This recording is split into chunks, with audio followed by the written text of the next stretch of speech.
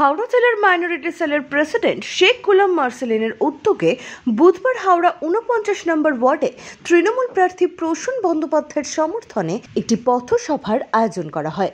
ওই সভায় প্রধান অতিথি হিসেবে উপস্থিত ছিলেন দক্ষিণ হাওড়ার তৃণমূল কংগ্রেসের প্রেসিডেন্ট শওকত চৌধুরী।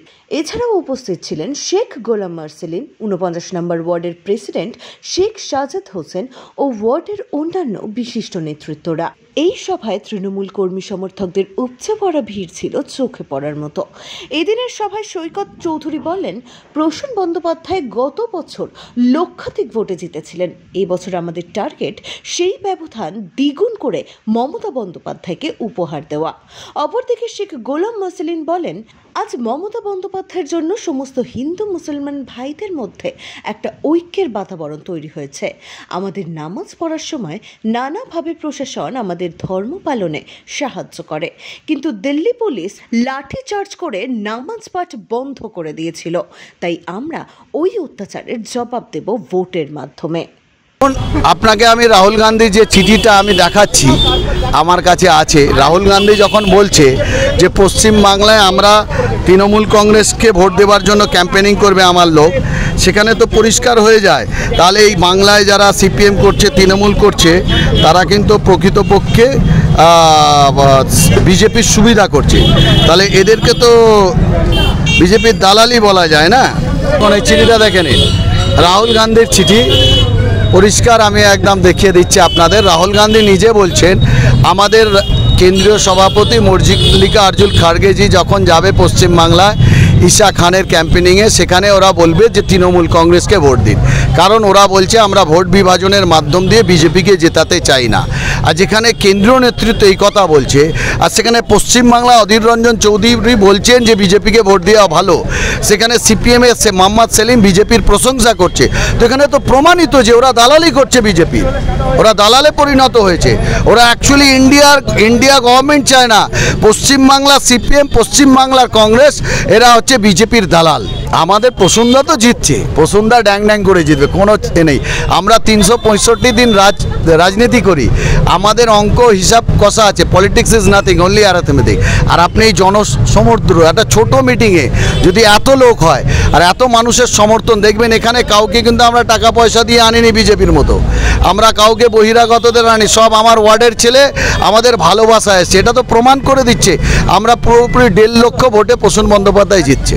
হ্যাঁ, অবশ্যই এ তো লক্ষ্মীর ভাণ্ডারের সমর্থন, এ তো কন্যাশ্রীর সমর্থন, এ তো যুবশ্রীর সমর্থন, এতে রূপশ্রীর সমর্থন। আমরা যেভাবে মানুষের প্রতিশ্রুতি পূরণ করেছি, আপনি বলুন বিজেপি একটা ওয়াদা করেছে, প্রতিশ্রুতি পূরণ করেছে এখনও পর্যন্ত? আমি তো নরেন্দ্র মোদীকে 10 বছরে বললাম সাল মে 2 করোড় আদমি কা নৌকরি দেগা। যদি বছরে 2 কোটি চাকরি দেয়, তাহলে 10 বছরে 20 কোটি হয়।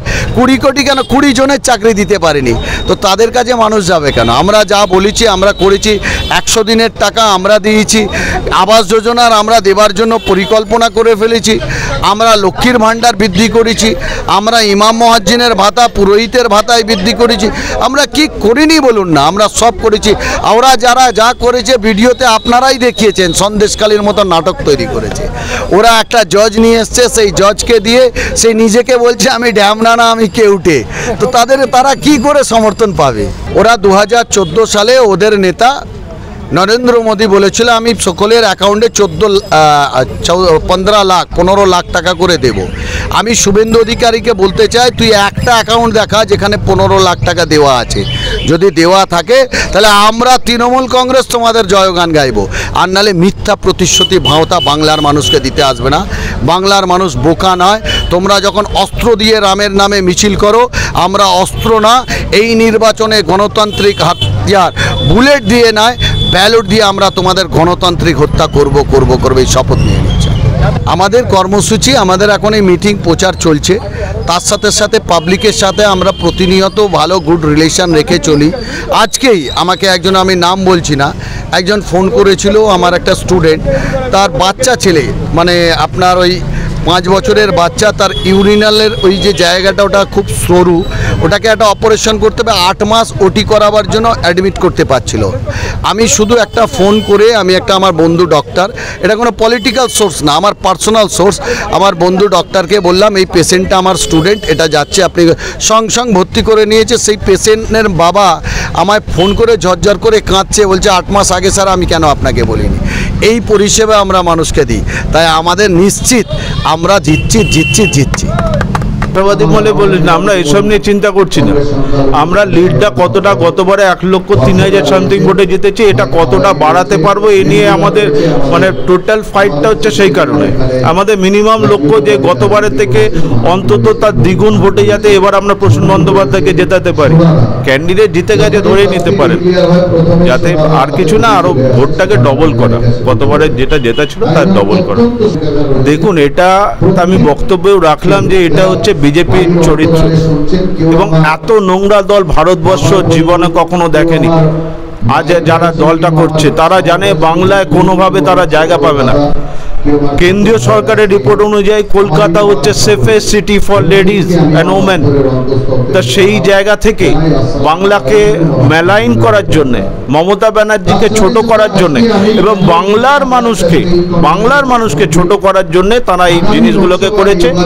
আমরা এর সমস্ত কিছু যে প্রতিবাদ আমরা ইভিএম ব্যালট বক্সের মাধ্যমে কিন্তু তাদেরকে দেখিয়ে দেবো যে বাংলার মানুষ এই অন্যায়, এই অত্যাচার যেটা কেন্দ্রীয় সরকার করছে তার বিরুদ্ধে আমরা রুখে দাঁড়াবো, এবং আমাদের টার্গেট কেন্দ্রীয় সরকার থেকে তাদেরকে যেভাবে হোক এবার সরাতেই হবে। তারা আজ থেকে 10 বছর আগে 2014 বললো 15 লাখ টাকা দিয়ে দেবে, তা 15 পয়সা মানুষের অ্যাকাউন্টে ঢোকানি।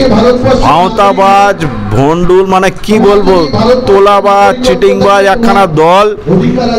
তারা মানুষকে শুধু ভাঁওতা দিয়ে, এবং মানুষ জানেন তো এই একবার দুবার হয়, বারবার মানুষকে ভাঁওতা দিয়ে মানুষকে ভোলানো যায় না। তার প্রকৃষ্ট উদাহরণ এবার ওরা ফলটাই পাবে।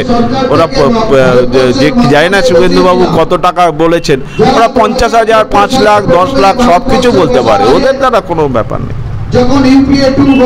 আমাদের ভোটের প্রস্তুতি আমরা প্রত্যেকটা জায়গায়, আমি আবার বললাম, আমরা প্রস্তুত আছি। আর আমরা 20 তারিখের জন্য অপেক্ষা করছি। আমাদের এখানে প্রত্যেকে, আমাদের নেতৃত্ব, আমাদের কর্মীরা সকলে একত্রিতভাবে এই লড়াইটা করছেন, এবং সবচেয়ে বড় কথা হচ্ছে সাধারণ মানুষকে এর আগেও আমরা সবসময় সাথে পেয়ে এসেছি, পাশে পাচ্ছি আর পাশে পাবো। এই লড়াই শুধু তৃণমূল কংগ্রেসের লড়াই নয়, এসব লড়াই বাংলার প্রত্যেকটা মা বোনেদের লড়াই, এই লড়াই বাংলার প্রত্যেকটা নাগরিকের লড়াই। তাই এই লড়াইতে আমরা সকলে মিলে একসাথে বাংলার মানুষ হিসেবে আমরা লড়াই করব। 49 নম্বর ওয়ার্ড তারই একটা খণ্ড হিসেবে, একটা পার্ট হিসেবে সেই লড়াইয়ে সামিল রয়েছে। ব্যুরো রিপোর্ট, আমার উৎসব নিউজ।